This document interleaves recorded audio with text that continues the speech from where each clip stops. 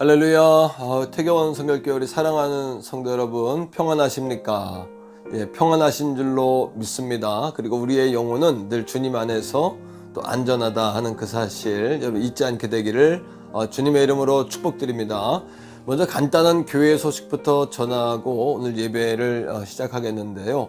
세 가지입니다. 첫째는 90일간의 성경 통독이 시작이 되었습니다. 아직 시작하지 못한 분이 계시더라도 지금부터라도 새롭게 참여하셔서 성경 읽기 운동에 모두 함께 해주시기를 부탁드립니다. 두 번째입니다. 두 번째는 성전 기도입니다. 주일에 교회 오지 못하신 분들 특별히 성전에 나오셔서 내가 성전 기도를 통해서 주님 만난다, 또 나 예배한다, 이런 마음으로 일주일에 한 번 이상은 꼭 성전에 오셔서 기도하는 이런 운동에 참여해 주시기를 부탁을 드립니다. 자, 세 번째 교회 소식입니다. 9월 27일이 저희 교회 창립 감사 주일이에요. 원래는 9월 첫 주였는데 이제 온라인 상황 때문에 마지막 주로 미뤘습니다. 그날 온라인 상황이 풀리지 않을지라도 성전과 또 가정에서 이렇게 온라인으로 현장에서 이렇게 창립 예배를 드리기 원하고요. 또 하나님께서 허락해 주셔서 성전에서 모여서 우리가 예배를 드리게 된다면 온 가족이 총동원되어서 그렇게 하나님께 예배할 수 있기를 소원합니다. 이번 주에는 우리가 창립 감사주의를 준비하면서 두 가지를 기획하고 있는데요. 첫째는 우리 다음 세대에게 장학금 주는 운동을 우리 이를 시행하려고 하고, 두 번째는 우리가 성전의 그 모든 영상 시스템을 지금 교체하는 공사 중인데, 이 공사를 통해서 이제 온라인 예배, 성전에서 하는 영상 예배가 좀 더 활성화될 수 있도록 그렇게 이제 조성하는 그러한 일을 진행하려고 합니다. 성도님들의 많은 기도 부탁드리고요. 기관이나 셀 서로 돌아봐 주시고, 여러분들이 전도하셨던 전도 대상자 새가족들 더 관심을 가져주시기를 부탁드립니다. 자, 오늘은 찬송가 88장 내 진정 사모하는 주님, 우리 힘차게 찬양하고 다시 뵙겠습니다.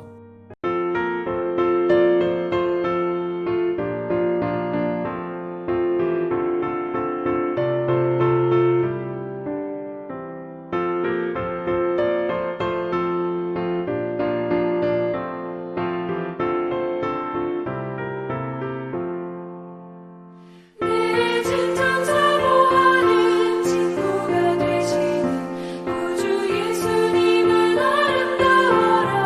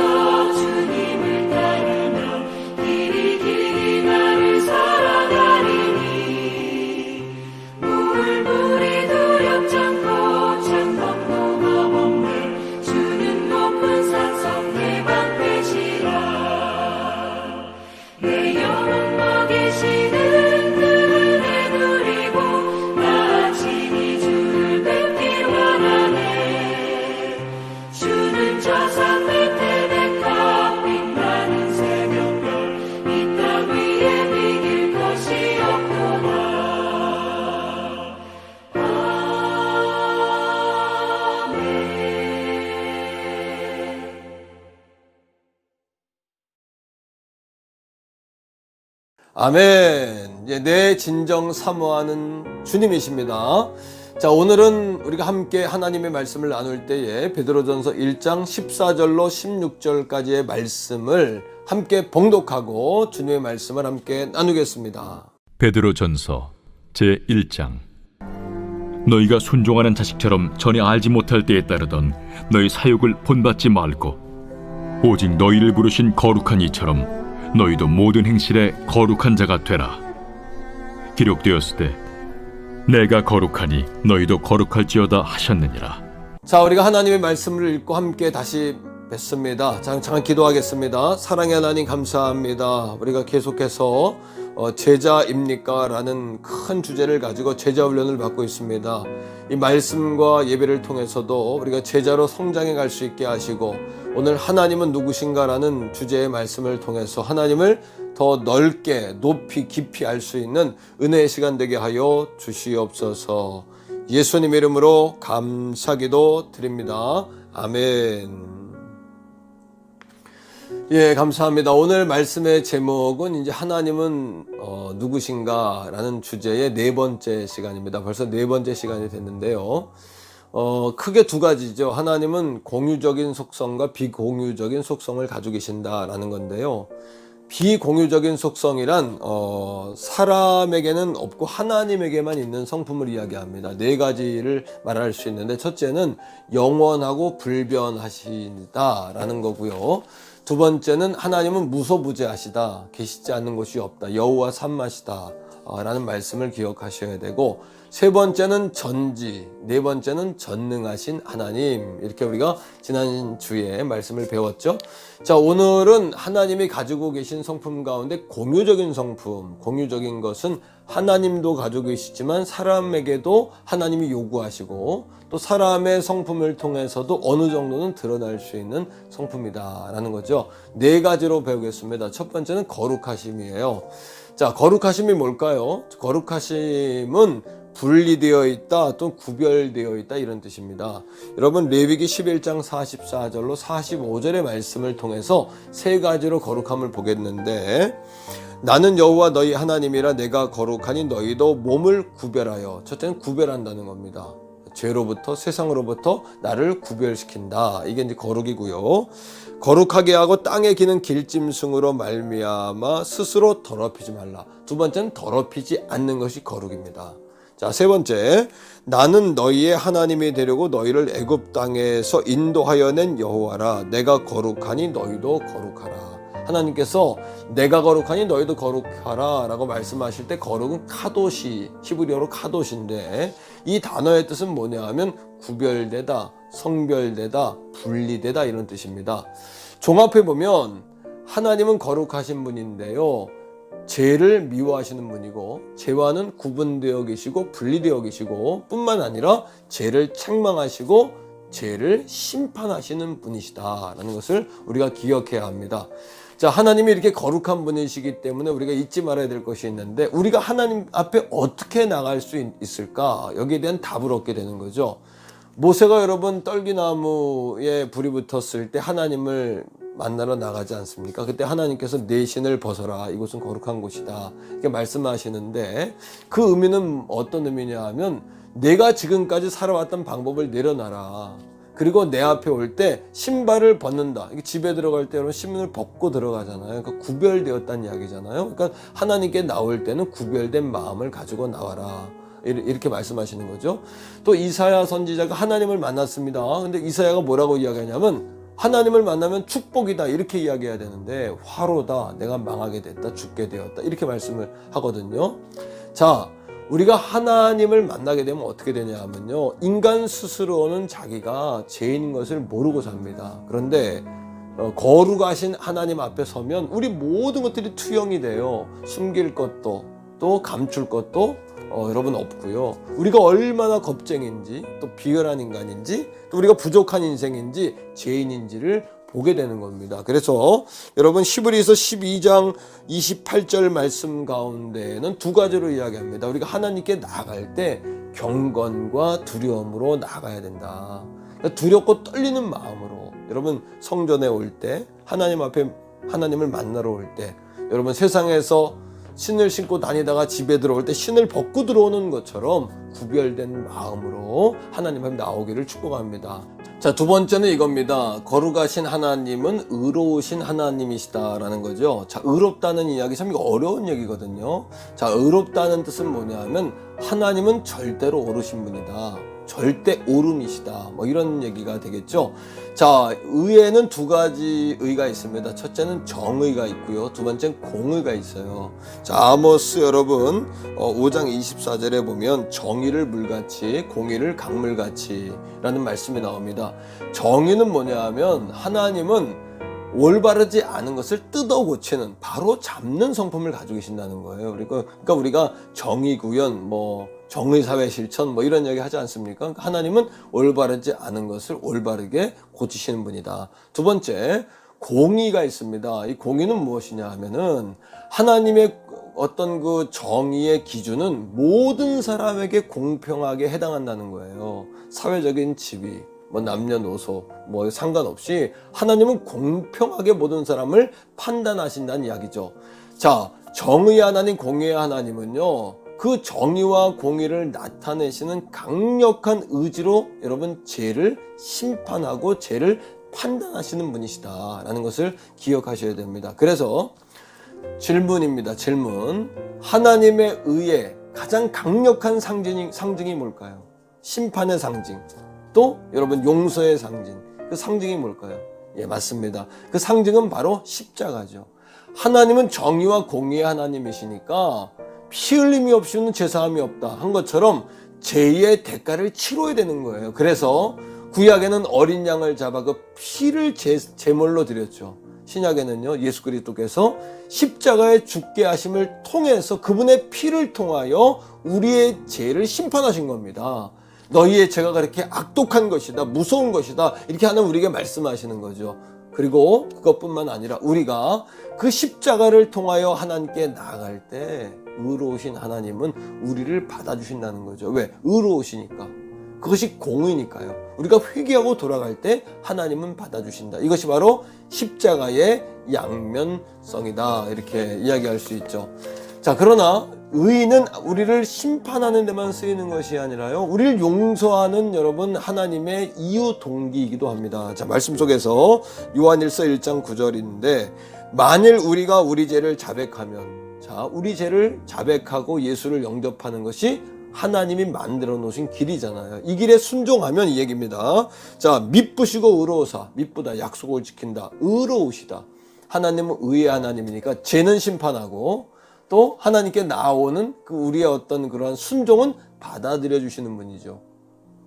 여러분, 옳다라는 것은 옳음은 인정하고 옳지 않은 것은 부정한다는 뜻이거든요. 계속해서 우리 죄를 사하시며 우리를 모든 불의에서, 하나님과 어긋났던 거, 잘못된 의를 가지고 살았던 거, 불의에서 우리를 깨끗하게 하신다는 겁니다. 하나님은 오늘도 의의 하나님이세요. 그래서 우리가 하나님 앞에 하나님의 방법대로 순종하며 나아갈 때 우리를 의롭다고 여겨주시는 겁니다. 그리고 우리 죄를 용서하시고 사해 주시는 거죠. 자, 세 번째입니다. 하나님의 세 번째 성품은 사랑하심이에요. 사랑하심. 거룩하신 하나님은 의로우시죠. 의로우신 하나님은 또 사랑의 하나님이십니다. 요한일서 4장 8절로 11절에 보면 8절에 하나님은 사랑이시다. 그러니까 사랑이 하나님이 아니고요, 하나님 안의 성품, 속성 가운데 하나가 사랑이라는 이야기죠.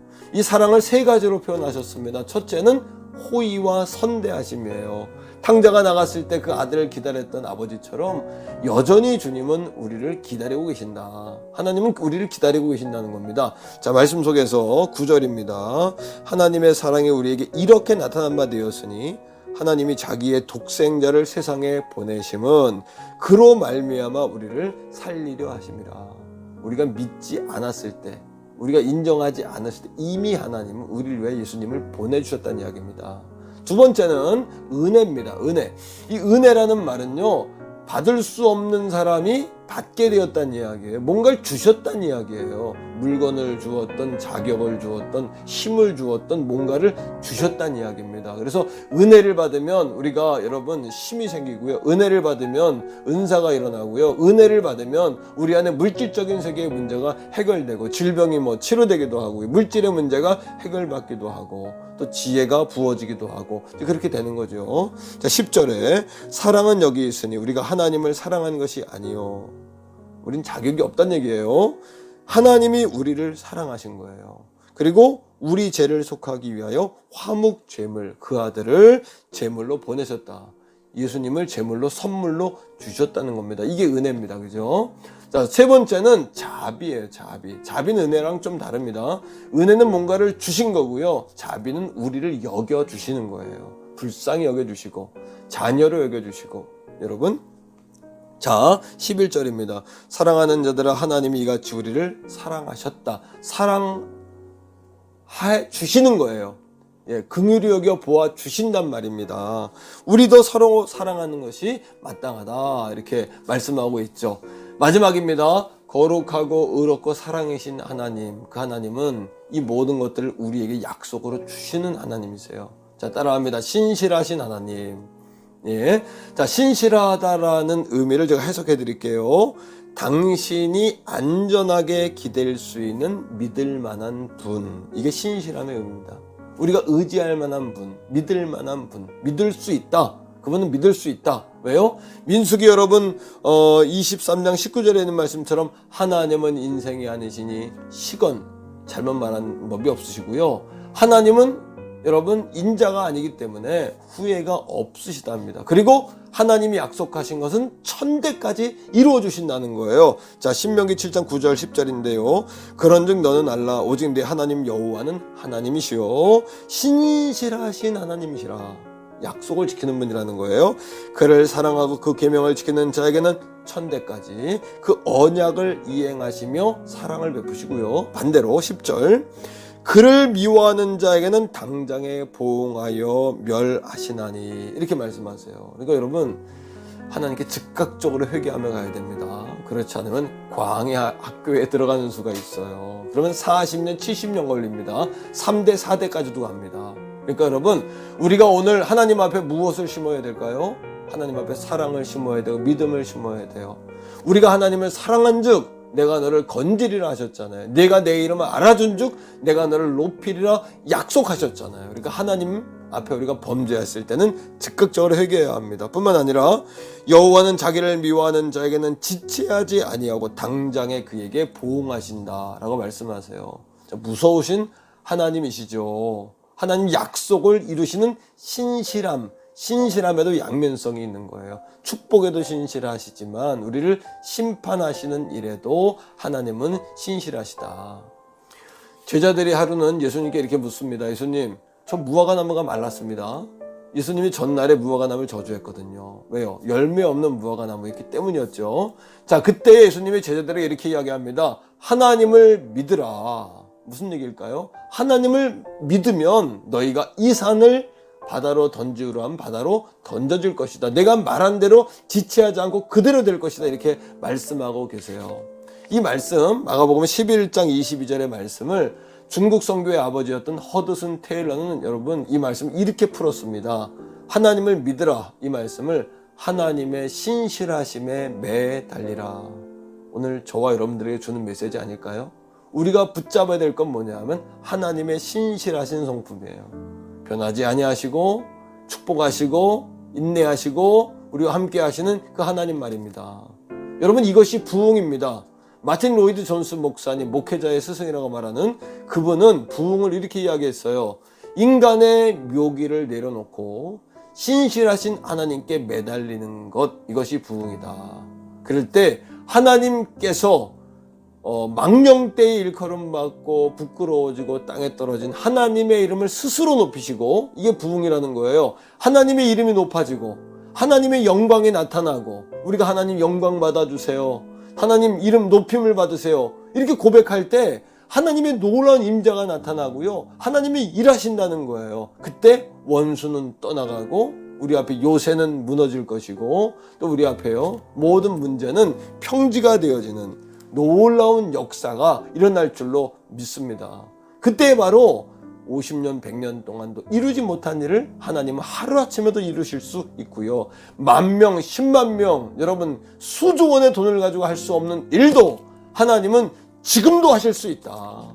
그 신실하신 하나님께 매달려서 우리의 인생의 열쇠, 인생의 금고를 여는 하늘문을 여는 저와 여러분 다 되기를 주의 이름으로 축복합니다. 할렐루야. 자, 이 시간에 옆에 있는 분 한 3명 정도 아무도 없다면 누가 있다고 생각하시고 자, 이렇게 인사합시다. 기도합니다. 당신을 위해 기도합니다. 시작. 당신을 위하여 기도합니다. 당신을 위하여 기도합니다. 당신을 위하여 기도합니다. 사랑하는 성도 여러분, 여러분의 담임 목사와 함께 인사합시다. 시작. 여러분을 위하여 기도합니다. 한 번 더 해요. 여러분을 위하여 기도합니다. 당신을 위하여 기도합니다. 자, 이 시간에는 오늘 이 예배를 우리 수요 예배로 그리고 영상 셀 예배로 드리고 있는데요. 하나님은 신실하신 하나님이시다. 이 약속의 말씀을 붙잡고 우리 한번 주여 있는 곳곳에서 있는 처소에서 부르신 그곳에서 주여 한번 또 그렇게 부를 수 없다면 속으로라도 우리 한번 교회와 또 나라와 민족 또 여러분 담임 목사인 종을 위해서도요. 그리고 여러분의 믿음을 위해서 우리 한번 주여 부르고 같이 한번 기도합니다. 주여